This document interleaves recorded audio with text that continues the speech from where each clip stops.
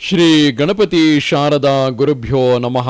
ಶ್ರೀರಾಮ ರಾಮ ರಾಮೇತಿ ರಮೇ ರಾಮೇ ಮನೋರಮೆ ಸಹಸ್ರನಾಮ ತತ್ತುಲ್ಯಂ ರಾಮನಾಮ ವರಾನನೆ. ಶ್ರೋತೃಗಳಿಗೆ ಶ್ರೀಮದ್ ವಾಲ್ಮೀಕಿ ರಾಮಾಯಣದ ಕಿಷ್ಕಿಂಧ ಕಾಂಡದಲ್ಲಿ ಜಾಂಬವಂತನು ಹನುಮಂತನಿಗೆ ಅವನ ಹುಟ್ಟಿನ ಕಥೆಯನ್ನು ವಿವರಿಸಿ ಹೇಳಿ ಸಮುದ್ರವನ್ನು ದಾಟಲು ಪ್ರೋತ್ಸಾಹಿಸಿದುದು ಎಂಬ 66ನೆಯ ಸರ್ಗಕ್ಕೆ ಸ್ವಾಗತ. ಅನೇಕ ಶತಸಾಹಸ್ರೀಂ ವಿಷಣ್ಣಾಂ ಹರಿವಾಹಿನೀಂ ಜಾಂಬವಾನ್ ಸಮುದೀಕ್ಷೈವಂ ಹನುಮಂತ ಮಥಾಬ್ರವೀತ್.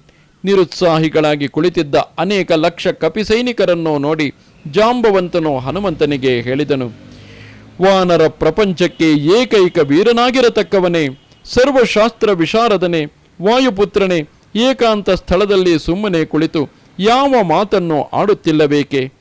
ತೇಜಸ್ಸಿನಿಂದಲೂ ಮತ್ತು ಬಲದಿಂದಲೂ ನೀನು ಕಪಿರಾಜನಾದ ಸುಗ್ರೀವನಿಗೂ ಮತ್ತು ರಾಮ ಲಕ್ಷ್ಮಣರಿಗೂ ಸಮಾನನಾಗಿರುವೆ.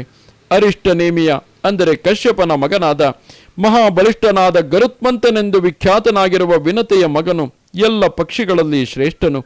ಮಹಾಬಲನು, ಮಹಾವೇಗನು, ಮಹಾಯಶೋವಂತನೂ ಆದ ವೈನತೆಯನು ಸಮುದ್ರದಲ್ಲಿ ಹಾವುಗಳನ್ನು ಎತ್ತಿಕೊಂಡು ಹೋಗುತ್ತಿದ್ದುದನ್ನು ನಾನು ಹಲವು ಬಾರಿ ನೋಡಿದ್ದೇನೆ. ವೈನತೆಯನ ರೆಕ್ಕೆಗಳಲ್ಲಿ ಯಾವ ಬಲವಿರುವುದೋ ನಿನ್ನ ಭುಜಗಳಲ್ಲಿಯೂ ಅಷ್ಟೇ ಬಲವಿದೆ. ನಿನ್ನ ಪರಾಕ್ರಮವಾಗಲಿ ವೇಗವಾಗಲಿ ಅವನ ಪರಾಕ್ರಮ ವೇಗಗಳಿಗಿಂತಲೂ ಸ್ವಲ್ಪವಾದರೂ ಕಡಿಮೆಯಿಲ್ಲ. ಗರುಡನ ಪರಾಕ್ರಮವೇ ನಿನಗೂ ಇದೆ. ಬಲ, ಬುದ್ಧಿ, ತೇಜಸ್ಸು, ಸತ್ವಗಳು ಎಲ್ಲ ಪ್ರಾಣಿಗಳಲ್ಲಿ ಇರುವುದಕ್ಕಿಂತಲೂ ನಿನ್ನಲ್ಲಿ ಅತಿಶಯಿಸಿವೆ. ಹೀಗಿರುವಾಗ ನಿನ್ನ ಸಾಮರ್ಥ್ಯವನ್ನು ನೀನೇ ಏಕೆ ಅರಿತುಕೊಂಡಿಲ್ಲ? ಅಪ್ಸರೆಯರಲ್ಲಿ ಶ್ರೇಷ್ಠಳಾದ ಪುಂಜಕಸ್ಥಲ ಎಂಬುವಳೆ ಜನ್ಮಾಂತರದಲ್ಲಿ ಅಂಜನಾ ಎಂಬ ಹೆಸರಿನಿಂದ ವಿಖ್ಯಾತಳಾಗಿ ಕಪಿಶ್ರೇಷ್ಠನಾದ ಕೇಸರಿಯ ಪತ್ನಿಯಾದಳು. ರೂಪದಲ್ಲಿ ಅಪ್ರತಿಮಳೆಂದು 3 ಲೋಕಗಳಲ್ಲಿಯೂ ಪ್ರಸಿದ್ಧಳಾದ ಅವಳು ಶಾಪದ ಕಾರಣದಿಂದಾಗಿ ಭೂಮಿಯಲ್ಲಿ ಕಾಮರೂಪಿಣಿಯಾದ ವಾನರಿಯಾಗಿ ಹುಟ್ಟಿದಳು. ಮಹಾತ್ಮನಾದ ಕುಂಜರನೆಂಬ ವಾನರ ಶ್ರೇಷ್ಠನಿಗೆ ಮಗಳಾಗಿ ಹುಟ್ಟಿದ ಆ ಅಪ್ಸರೆಯೇ ಅಂಜನಾದೇವಿಯು. ರೂಪ ಯೌವನಶಾಲಿಯಾಗಿ ಮಾನುಷ ರೂಪವನ್ನು ತಾಳಿ ವಿಚಿತ್ರವಾದ ಮಾಲೆಗಳನ್ನು ಆಭರಣಗಳನ್ನು ಧರಿಸಿ ಬಹುಮೂಲ್ಯವಾದ ರೇಷ್ಮೆಯ ಸೀರೆಯನ್ನುಟ್ಟು ವರ್ಷಾಕಾಲದ ಮೇಘದಂತೆಯೇ ಇದ್ದ ಪರ್ವತ ಶಿಖರದಲ್ಲಿ ಸಂಚರಿಸುತ್ತಿದ್ದಳು. ಆ ಸಮಯದಲ್ಲಿ ವಿಶಾಲಾಕ್ಷಿಯಾದ ಅಂಜನಾದೇವಿಯ ಕೆಂಪಂಚಿನ ಹೊಂಬಣ್ಣವಾದ ಶುಭಪ್ರದವಾದ ಸೀರೆಯನ್ನು ವಾಯುವು ಮೆಲ್ಲನೆ ಮೇಲಕ್ಕೆ ಹಾರಿಸಿದನು. ಹೀಗೆ ಅಂಜನೆಯನ್ನು ವಿವಸ್ತ್ರಳನ್ನಾಗಿ ಮಾಡಿದ ವಾಯುದೇವನು ಅವಳ ದುಂಡಾಗಿದ್ದ ತೊಡೆಗಳನ್ನು, ಒಂದಕ್ಕೊಂದಕ್ಕೆ ಸೇರಿಕೊಂಡಿದ್ದ ಸ್ಥೂಲವಾಗಿದ್ದ ಸ್ತನದ್ವಯವನ್ನು ಮತ್ತು ಚೆನ್ನಾಗಿ ಪ್ರಕಟವಾಗುತ್ತಿದ್ದ ಸುಂದರವಾದ ಮುಖವನ್ನು ನೋಡಿದನು. ಎತ್ತರವಾಗಿಯೂ ಮತ್ತು ವಿಶಾಲವಾಗಿಯೂ ಇದ್ದ ಅವಳ ಕಟಿ ಪ್ರದೇಶವನ್ನು ಕಂಡರೂ ಕಾಣದಂತಿದ್ದ ಅತಿ ತೆಳುವಾಗಿದ್ದ ಸೊಂಟವನ್ನು ನೋಡಿ ವಾಯುದೇವನು ಕಾಮಮೋಹಿತನಾದನು. ಆ ಸಮಯದಲ್ಲಿ ಮನ್ಮಥನು ವಾಯುದೇವನ ಎಲ್ಲ ಅಂಗಗಳನ್ನು ಆಕ್ರಮಿಸಿಬಿಟ್ಟಿದ್ದನು. ಅವನ ಮನಸ್ಸು ಅಂಜನಾದೇವಿಯಲ್ಲಿಯೇ ನೆಟ್ಟು ಹೋಗಿದ್ದಿತು. ನಿಷ್ಕಳಂಕಿನಿಯಾದ ಅಂಜನಾದೇವಿಯನ್ನು ವಾಯುದೇವನು ತನ್ನೆರಡು ಬಾಹುಗಳಿಂದಲೂ ತಬ್ಬಿಕೊಂಡನು. ಒಳ್ಳೆಯ ವ್ರತಾನುಷ್ಠಾನಗಳಲ್ಲಿ ನಿರತಳಾಗಿದ್ದ ಅಂಜನಾದೇವಿಯು ಒಡನೆಯೇ ಗಾಬರಿಗೊಂಡು ಹೇಳಿದಳು, ಏಕಪತ್ನಿ ವ್ರತಮಿದಂ ಕೋ ನಾಶಯಿತು ಮಿಚ್ಛತಿ. ನಾನೀಗ ಅನುಷ್ಠಾನ ಮಾಡುತ್ತಿರುವ ಏಕಪತ್ನಿ ವ್ರತವನ್ನು, ಅಂದರೆ ಒಬ್ಬನಿಗೆ ಪತ್ನಿಯಾಗಿರಬೇಕೆಂಬ ನಿಯಮವನ್ನು ಭಂಗಪಡಿಸಲು ಯಾವನು ಬಯಸುತ್ತಿದ್ದಾನೆ? ಅಂಜನಾದೇವಿಯ ಈ ಮಾತನ್ನು ಕೇಳಿ ವಾಯುದೇವನು ಹೇಳಿದನು, ನತ್ವಾಂ ಹಿಂಸಾಮಿ ಶುಶ್ರೋಣಿ ಮಾ ಭೂತ್ತೇ ಸುಭಗೆ ಭಯಂ ಮಾರುತೋಸ್ಮಿ ಗತೋ ಯತ್ತಾಂ ಪರಿಶ್ವಜ್ಯ ಯಶಸ್ವಿನಿ ವೀರ್ಯವಾನ್ ಬುದ್ಧಿಸಂಪನ್ನಸ್ತವ ಪುತ್ರೋ ಭವಿಷ್ಯತಿ ಮಹಾಸತ್ವೋತ್ ಮಹಾತೇಜ ಮಹಾಬಲ ಪರಾಕ್ರಮ ಲಂಘನೆ ಪ್ಲವನೆ ಚೈವ ಭವಿಷ್ಯತಿ ಮಯಾ ಸಮಃ. ಸುಂದರವಾದ ಕಟಿ ಪ್ರದೇಶವುಳ್ಳವಳೆ, ನಿನ್ನನ್ನು ನಾನು ಹಿಂಸೆಪಡಿಸುವುದಿಲ್ಲ. ನಿನ್ನ ಪಾತಿವೃತ್ಯಕ್ಕೂ ಭಂಗವನ್ನುಂಟು ಮಾಡುವುದಿಲ್ಲ. ನಿನ್ನ ಮನಸ್ಸಿನಲ್ಲಿ ಯಾವ ವಿಧವಾದ ಭಯವೂ ಉಂಟಾಗದಿರಲಿ. ಯಶೋವಂತಳಾದ ನಿನ್ನನ್ನು ಆಲಂಗಿಸಿಕೊಂಡು ಮನಸ್ಸಿನ ಮೂಲಕವಾಗಿ ಮಾತ್ರವೇ ನಿನ್ನಲ್ಲಿ ಪ್ರವೇಶ ಮಾಡಿದ್ದೇನೆ. ಇಂತಹ ಸಮಾಗಮದಿಂದ ನಿನಗೆ ವೀರ್ಯವಂತನಾದ ಬುದ್ಧಿಸಂಪನ್ನನಾದ ಮಗನು ಹುಟ್ಟುತ್ತಾನೆ. ಮಹಾಸತ್ವನು, ಮಹಾ ತೇಜಸ್ವಿಯು, ಮಹಾಬಲಪರಾಕ್ರಮಿಯೂ ಆಗುವ ನಿನ್ನ ಮಗನು ಹಾರುವುದರಲ್ಲಿಯೂ ಮತ್ತು ನೆಗೆಯುವುದರಲ್ಲಿಯೂ ನನಗೆ ಸಮಾನನೇ ಆಗುತ್ತಾನೆ. ವಾಯುಪುತ್ರನೇ, ವಾಯುದೇವನು ಹೀಗೆ ಹೇಳಲು ನಿನ್ನ ತಾಯಿಯು ಪರಮ ಸಂತುಷ್ಟಳಾದಳು.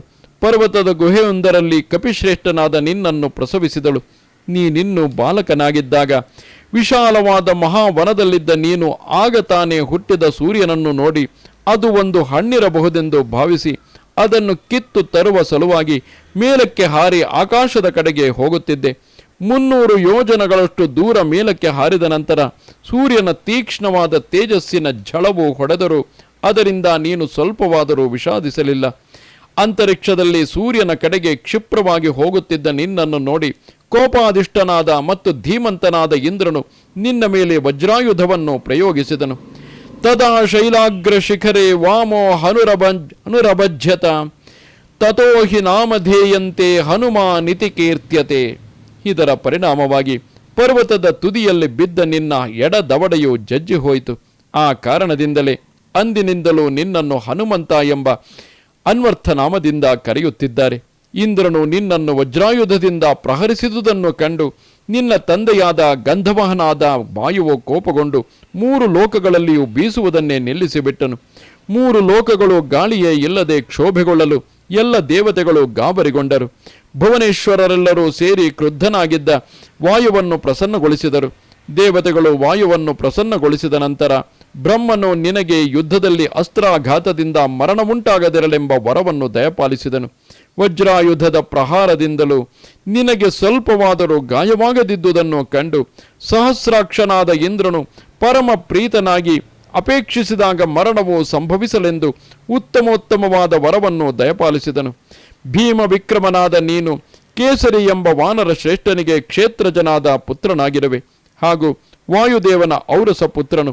ತೇಜಸ್ಸಿನಿಂದಲೂ ಅವನಿಗೆ ಅನುರೂಪನಾಗಿರುವೆ, ಹಾರುವುದರಲ್ಲಿಯೂ ಅವನಿಗೆ ಸಮಾನನಾಗಿರುವೆ. ನಾವೀಗ ಮೃತಪ್ರಾಯರೇ ಆಗಿದ್ದೇವೆ. ನಮ್ಮ ಸ್ಥಿತಿಯು ಅತ್ಯಂತ ಶೋಚನೀಯವಾಗಿದೆ. ಈ ಸಮಯದಲ್ಲಿ ನೀನೇ ನಮ್ಮನ್ನು ರಕ್ಷಿಸಬೇಕು. ದಕ್ಷತೆ ಮತ್ತು ಪರಾಕ್ರಮಗಳಲ್ಲಿ ನೀನು ಮತ್ತೊಬ್ಬ ಸುಗ್ರೀವನಂತೆಯೇ ಇರುವೆ. ಹಿಂದೆ ಮಹಾವಿಷ್ಣುವಿನ ತ್ರಿವಿಕ್ರಮಾವತಾರ ಸಮಯದಲ್ಲಿ ನಾನು ಪರ್ವತ ವನ ಕಾನನಗಳಿಂದ ಕೂಡಿರುವ ಈ ಭೂಮಂಡಲವನ್ನು 21 ಸಲ ಪ್ರದಕ್ಷಿಣೆ ಮಾಡಿದೆನು. ಆ ಸಮಯದಲ್ಲಿ ದೇವತೆಗಳ ಆಜ್ಞೆಯಂತೆ ನಾವು ಔಷಧಿ ಲತೆಗಳನ್ನು ಸಂಗ್ರಹಿಸಿದೆವು. ಆ ಲತೆಗಳಿಂದಲೇ ಅಮೃತವು ಹುಟ್ಟಿತು. ಆಗ ನಮಗೆ ಹೆಚ್ಚು ಬಲವಿದ್ದಿತು. ಆದರೆ ಈಗ ನಾನು ಮುದುಕನಾಗಿ ಬಿಟ್ಟಿದ್ದೇನೆ. ಆದುದರಿಂದಲೇ ಪರಾಕ್ರಮಹೀನನಾಗಿದ್ದೇನೆ. ಈ ಸಮಯದಲ್ಲಿ ನಮ್ಮ ಸಮೂಹದಲ್ಲಿ ನೀನೊಬ್ಬನೇ ಸಕಲ ಗುಣ ಸಂಪನ್ನನಾಗಿರುವೆ, ಹಾರುವವರಲ್ಲಿಯೂ ಶ್ರೇಷ್ಠನಾಗಿರುವೆ. ಈಗ ನೀನು ನಿನ್ನ ಬಲ ಪರಾಕ್ರಮಗಳಿಂದ ವಿಜೃಂಭಿಸು. ಇಲ್ಲಿರುವ ಈ ಎಲ್ಲ ವಾನರ ಸೈನಿಕರು ನಿನ್ನ ಪರಾಕ್ರಮವನ್ನು ನೋಡುವ ಆಕಾಂಕ್ಷೆಯಿಂದಿರುವರು. ಹರಿಷಾರ್ದೂಲನೆ, ಎದ್ದೇಳು, ಮಹಾಸಮುದ್ರವನ್ನು ಲಂಘಿಸು. ನಿನ್ನ ಗಮನವು ಎಲ್ಲ ಪ್ರಾಣಿಗಳ ಗಮನಕ್ಕಿಂತಲೂ ಶ್ರೇಷ್ಠವಾದ ಗಮನವಾಗಿದೆ. ಕಪಿ ನಾಯಕರೆಲ್ಲರೂ ನಿರುತ್ಸಾಹಿಗಳಾಗಿ ಕುಳಿತಿದ್ದಾರೆ. ಇವರೆಲ್ಲರನ್ನೂ ನೀನೇಕೆ ಉಪೇಕ್ಷಿಸುತ್ತಿರುವೆ? ಮಹಾವೇಗನೆ, 3 ಹೆಜ್ಜೆಗಳಿಂದ 3 ಲೋಕಗಳನ್ನು ಅಳೆದ ಮಹಾವಿಷ್ಣುವಿನಂತೆ ಸಮುದ್ರವನ್ನು ಲಂಘಿಸಿ ನಿನ್ನ ಪರಾಕ್ರಮವನ್ನು ತೋರಿಸು. ಹೀಗೆ ಜಾಂಬವಂತನಿಂದ ಪ್ರೇರಿತನಾದ ಕಪಿಶ್ರೇಷ್ಠನಾದ ಪ್ರಸಿದ್ಧ ವೇಗನಾದ ವಾಯುಪುತ್ರನಾದ ಹನುಮಂತನು ಅಲ್ಲಿದ್ದ ಕಪಿ ಸೈನ್ಯವನ್ನು ಸಂತೋಷಗೊಳಿಸುತ್ತಾ ಸಮುದ್ರ ಲಂಘನಕ್ಕಾಗಿ ತನ್ನ ಶರೀರವನ್ನು ಅದ್ಭುತವಾಗಿ ಬೆಳೆಸಿದನು. ಇದು ಶ್ರೀಮದ್ ವಾಲ್ಮೀಕಿ ರಾಮಾಯಣದ ಕಿಷ್ಕಿಂಧ ಕಾಂಡದಲ್ಲಿ 66ನೆಯ ಸರ್ಗವು. ನಮಸ್ತೆ ಶಾರದೆ ದೇವಿ ಕಾಶ್ಮೀರ ಪುರವಾಸಿನಿ ತ್ವಾಮಹಂ ಪ್ರಾರ್ಥಯೇ ನಿತ್ಯಂ ವಿದ್ಯಾದಾನಂಚ ದೇಹಿಮೆ. ನಮಸ್ಕಾರ.